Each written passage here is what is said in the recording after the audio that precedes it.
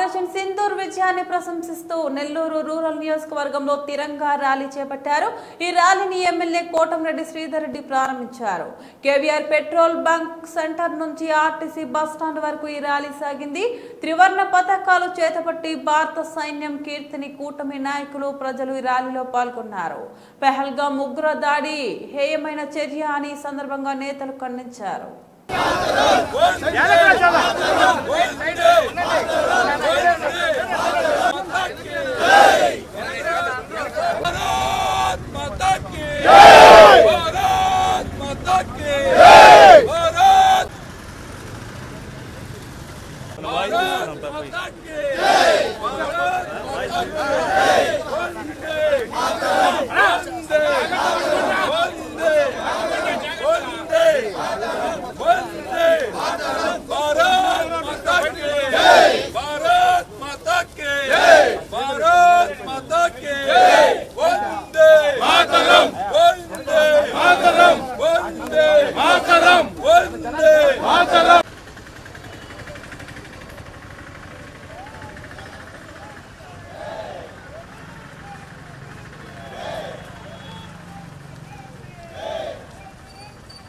अभी जरूर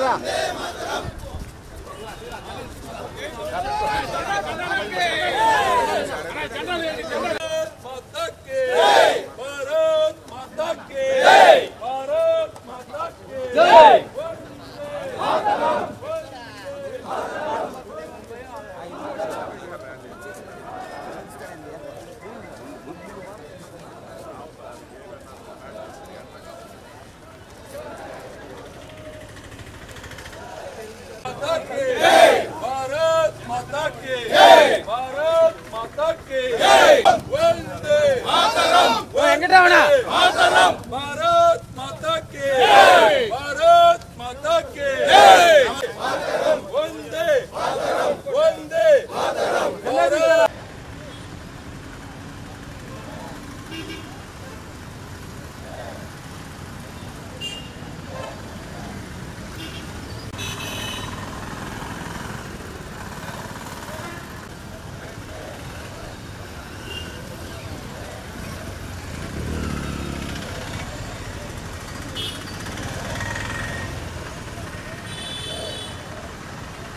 నమస్కారం। ఏదైతే ఇటీవల కాశ్మీర్లో ఉగ్రవాదుల చర్య మీద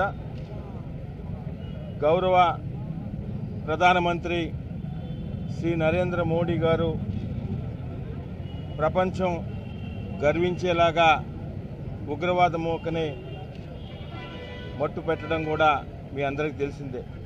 అయితే ఈ ఉగ్రవాదుల దాడిలో చనిపోయిన కుటుంబాలకు నెల్లూరు రూరల్ నియోజకవర్గం కూటమి నాయకులు అదేవిధంగా శాసనసభ్యులు శ్రీధర్ గారి పక్షాన వారికి సానుభూతి తెలియజేస్తూ ఉగ్రవాదుల వ్యతిరేక ఏదైతే చర్యలు చేపడుతున్నారో ఉగ్రవాదులకు వ్యతిరేకంగా గౌరవ ప్రధానమంత్రి నరేంద్ర మోడీ గారికి అదేవిధంగా భారతదేశ ప్రభుత్వానికి మరియు ముఖ్యంగా నిరంతరం మనం ఈ విధంగా ఉన్నామంటే కారణమైన సైనికుల సోదరులకి సంఘీభావంగా ఏదైతే గౌరవ ముఖ్యమంత్రి చంద్రబాబు నాయుడు గారు కానీ ఉప ముఖ్యమంత్రి పవన్ కళ్యాణ్ గారు కానీ యువనేత నారా లోకేష్ గారు పిలిపించారో దానిలో భాగంగా ఈరోజు నెల్లూరు రూరల్ నియోజకవర్గంలో తెలుగుదేశం జనసేన బీజేపీ నాయకుల ఆధ్వర్యంలో